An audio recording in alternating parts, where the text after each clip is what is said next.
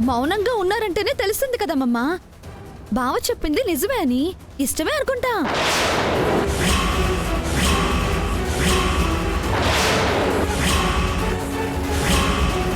నీకు ఇష్టమేనని చెప్పానమ్మా. వాళ్ళకే పెళ్లి చేస్తాను అనేనానమ్మా.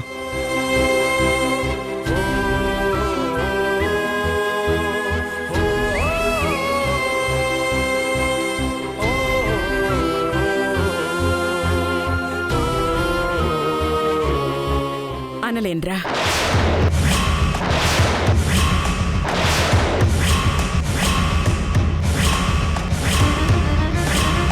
చెప్పలేను.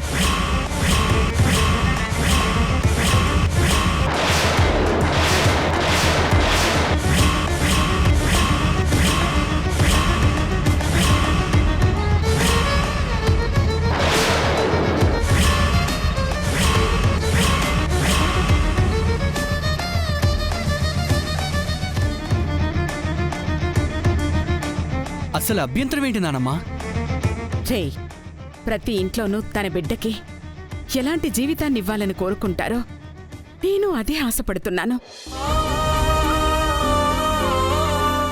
ఓహో, సిద్ధు పేదవాడని ఆలోచిస్తున్నావు నానమ్మా?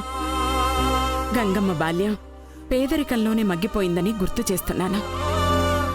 తను నా దగ్గరకొచ్చే వరకు ఎన్ని కష్టాలు పడిందో తలుచుకుంటున్నాను. ఇంకా జీవితం దానికి రాకూడదనుకుంటున్నాన్రా. అందుకే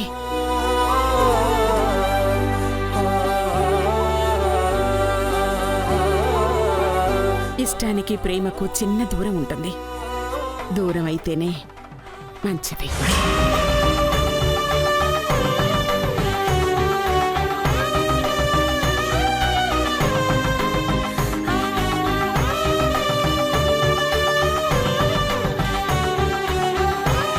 నా కోరికను కాదనవని అనుకుంటున్నాను. నానమ్మా, చెప్పాను కదరా, నా అభ్యంతరం అదే. ఇక గంగ కంట కన్నీరు ఇక నేనే విషయంలోనూ చూడదలుచుకోలేదు. ముఖ్యంగా దాన్ని చేసుకోబోయేవాడి విషయంలో. మన గంగమ్మ ఇక అది పడిన కష్టాలు చాలు, ఇక పడినివ్వను.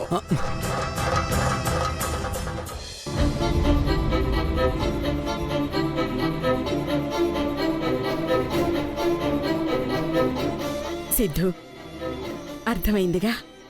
మనసులో ఇంకేం పెట్టుకోకు, ఖాళీ చేసేసాయి. నువ్వు చేసిన దానికి వేరే ఏం సహాయం కావాలన్నా అడుగు, చేస్తానా.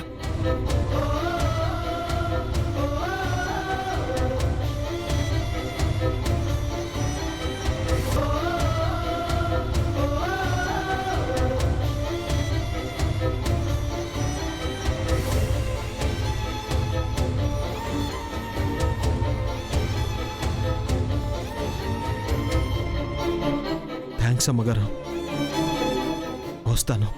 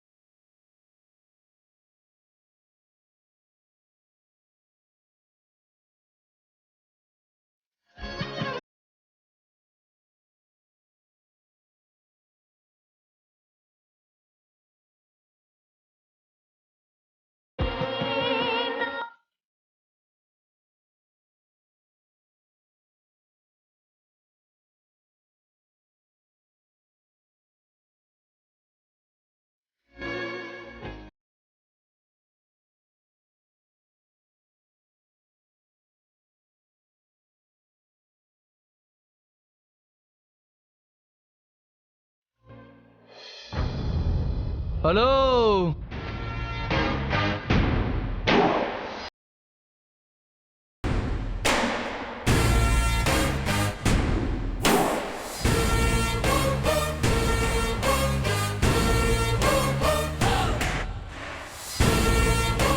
అసలు నీ గురించి నువ్వు ఏమనుకుంటున్నావమ్మా?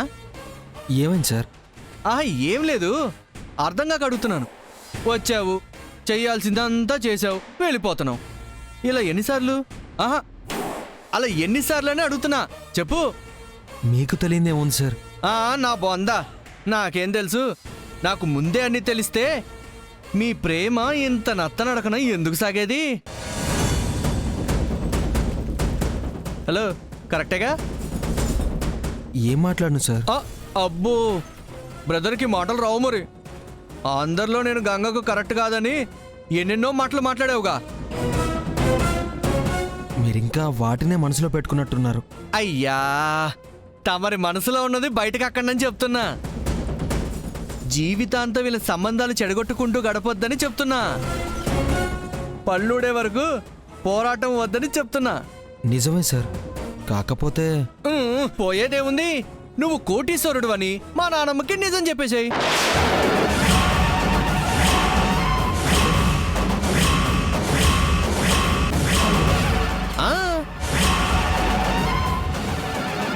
ఏంటమ్మా అలా చూస్తున్నావు? నిజమే కదా, నువ్వు కోటీశ్వరుడువేగా, మీది రాజుల వంశమేగా.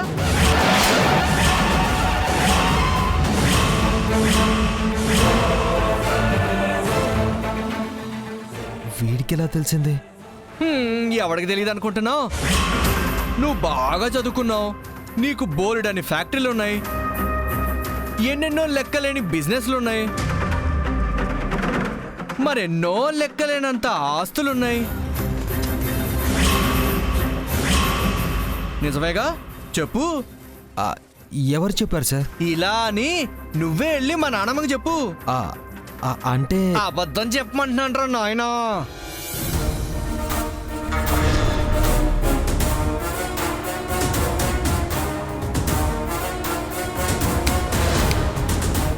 ఏంటి ఆలోచిస్తున్నావు? నీ ప్రేమ కోసం అబద్ధాలు చెప్పలేవా? అవన్నీ నిజమేరా బాబు. హలో, ప్రేమించడం కాదు, ప్రేయసిని దక్కించుకోవడానికి అంతకు మించి రిస్కులు చేయాలి. అలా అని కాదు సార్, గంగకి డబ్బున్నోళ్ళంటే గిట్టదు. ఇప్పటికిప్పుడు నేను కోటీశ్వరుని అని చెప్తే వేరే థాట్స్ లేకుండా వెంటనే నన్ను రిజెక్ట్ చేస్తుంది. మా నాన్నమ్మ ఓకే చేస్తుంది కదా.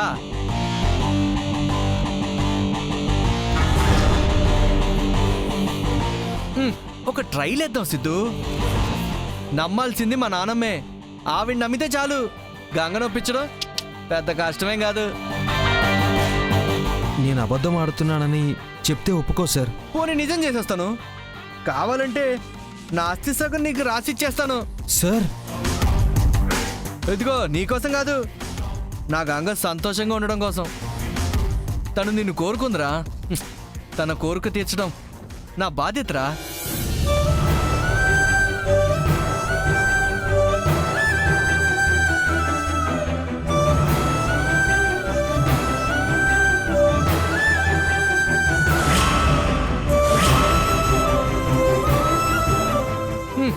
ఇంకేం థింక్ చేయకు, నువ్వు ముందెళ్ళి మా నాన్నమ్మతో మాట్లాడు. వాళ్ళు రియాక్షన్ని బట్టి అప్పటికప్పుడు చేసుకుందాం. గంగ నోరకుండా ప్లాన్ వేద్దాం. ఏమో సార్, మిమ్మల్నే నమ్ముతున్నాను. విన్నంటే ఉంటాగా, డోంట్ వరీ. Thanks sir. ఎప్పట్లా పిలవ సార్. అన్నయ్య అని పిలవరా? సరే అన్నయ్య. పద తమ్ముడు, రెచ్చిపో.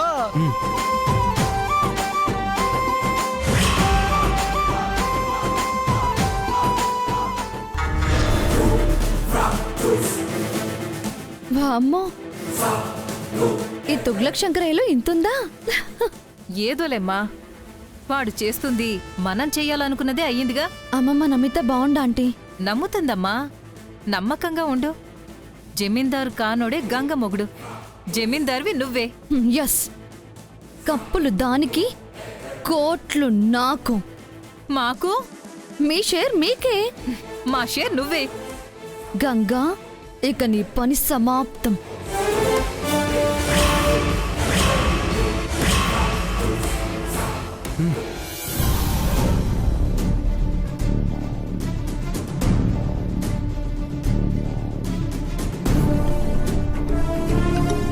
అరే సిద్ధు, వస్తానని చెప్పి వెళ్ళిపోయావుగా, మళ్ళీ వచ్చావే? నీకు సంబంధించింది ఏదైనా ఇక్కడ మర్చిపోయావా? నా గురించి తెలియంది జగదీశ్వర్ గారికి తెలియజేయాలని వచ్చానన్నయ్య. అవునా?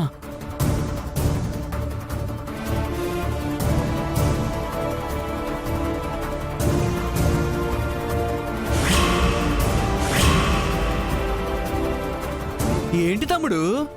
నేనిప్పుడు మీతో చెప్పే ప్రతి మాట నిజమే. మీరు చూస్తున్న ఈ జీవితం అబద్ధం.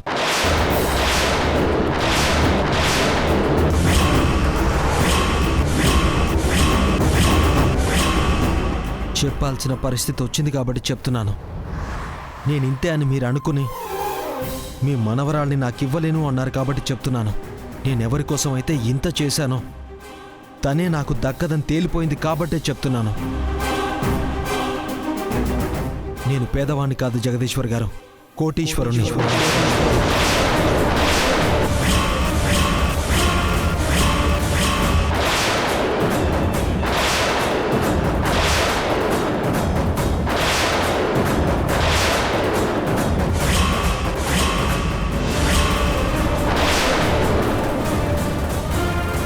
ఏంటా నువ్వు చెప్పేది? చెప్పాక జగదీశ్వర్ గారు, నేను చెప్పే ప్రతి మాట సత్యమే. సిద్ధు, ఏం మాట్లాడుతున్నావో తెలుస్తుందా? ఇంకా తెలియకపోతే నా ప్రేమకు అర్థం లేదుగా గంగోత్రి. అర్థం లేకుండా మాట్లాడుకు, అబద్ధాలు చెప్పకు. గంగా, నీకెందుకు అలా అనిపిస్తుంది? సిద్ధులో సిన్సియారిటీ నాకు కనబడుతుంది. మాకైతే తెలుస్తుంది. తెలియాల్సింది నాకు. చెప్తున్నాడు కదమ్మా, తెలుసుకో. నువ్వుండు బావా. గంగా, ఆవేశపడకమ్మా. ఆవేశం కాదమ్మా, ఆలోచన లేకుండా. బాగా ఆలోచించే వచ్చాను గంగోత్రి. నా గురించి ఇక దాయకూడదు అనుకునే వచ్చా. ఈ సిద్ధు మామూలు వ్యక్తి కాదు, మల్టీ మిలీనియర్, ప్రముఖ పారిశ్రామికవేత్త హరినారాయణ వర్మ ఏకైక కుమారుడు సిద్ధు సిద్ధార్థ్ వర్మ.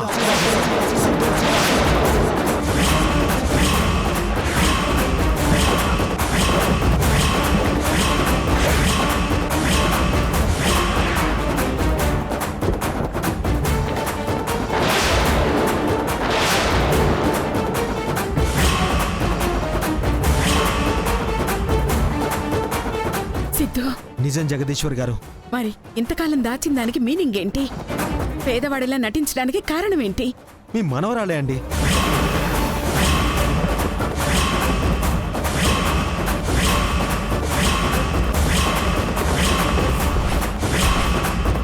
అవునండి, తనకి డబ్బున్నోళ్ళంటే గిట్టరని తెలిసి తన ప్రేమను పొందడం కోసం, తనే నా సర్వస్వం అవడానికి కోసం, తన కోసం పేదవాళ్ళ నటించాను.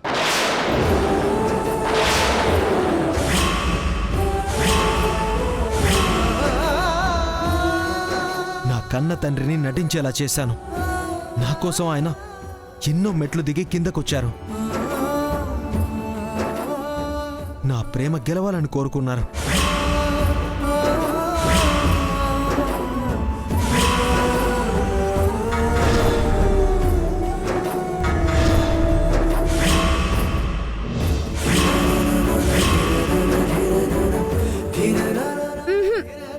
నేను నమ్మను. అబద్ధం చెప్పినప్పుడు నమ్మాం, నిజం చెప్తే ఎందుకు నమ్మవు గంగోత్రి? సిద్ధు, ఇది కరెక్ట్ కాదు. గంగోత్రి, నువ్వు కావాలనుకునే నా లగ్జరీ లైఫ్ని వదులుకొని వచ్చాను. కానీ ఈ పేదరికమే నాకు అడ్డుగోడలా నిలబడితే ఇంకేం చేయను? ఇంకా నిజం చెప్పకుండా నేను వదులుకోనా? ఇంకా మాట్లాడవేంటి గంగా? ఏంటి గంగా, తమ్ముడంతా వివరించి చెప్పిన తర్వాత కూడా నువ్వు నమ్మకపోతే ఎలా? తమ్ముడెంత గ్రేట్, నాకే చప్పట్లు కొట్టాలనిపిస్తుంది తెలుసా?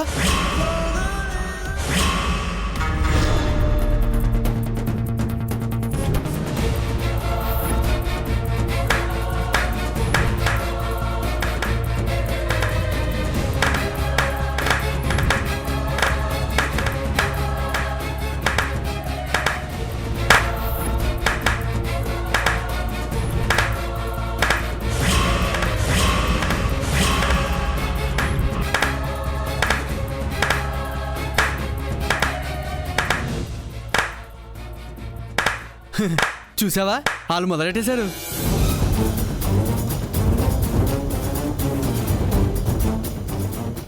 గంగా, ఇంతకు ముందే అంత జరిగాక కూడా సిద్ధు వచ్చి ధైర్యంగా చెప్తున్నాడు అంటే నిజమే అయ్యుంటుందమ్మా.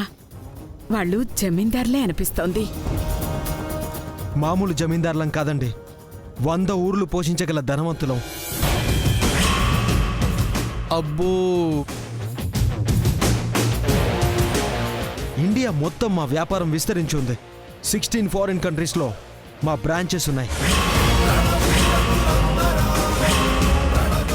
మేం చేయని బిజినెస్ లేదు.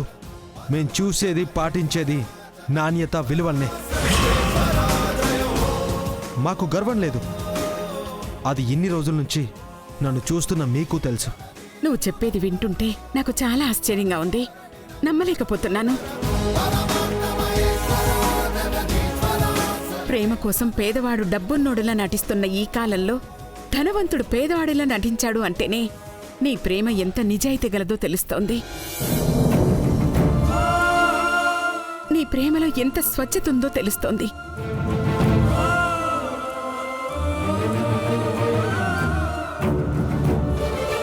ఇదంతా నిజమని తెలితే గాని నా మనవరాలిని నీకివ్వలేను సిద్ధు. నీ వాళ్ళని తీసుకుని రేపురా, నిరూపించు. నేనన్న మాట నిలబెట్టుకుంటాను. సరే జగదీశ్వర్ గారు, తీసుకొస్తాను. మీరు మమ్మల్ని ఎలా అన్నా పరీక్షించుకోవచ్చు, అభ్యంతరం ఏం లేదు. నేను చెప్పినవన్నీ నిజాలే. వస్తానండి.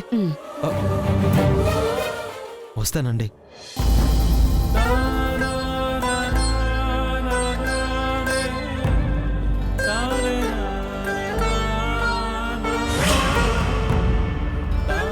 వస్తాను గంగోత్రి.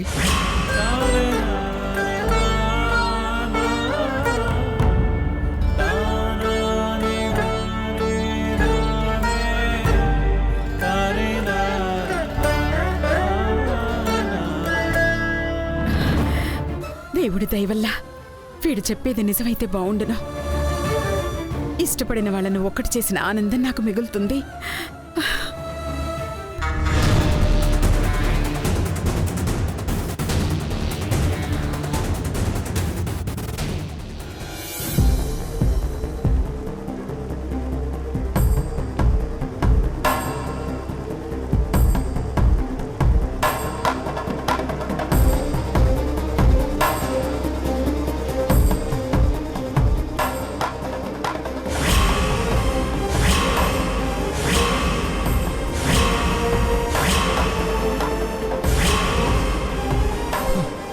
నువ్వేనా?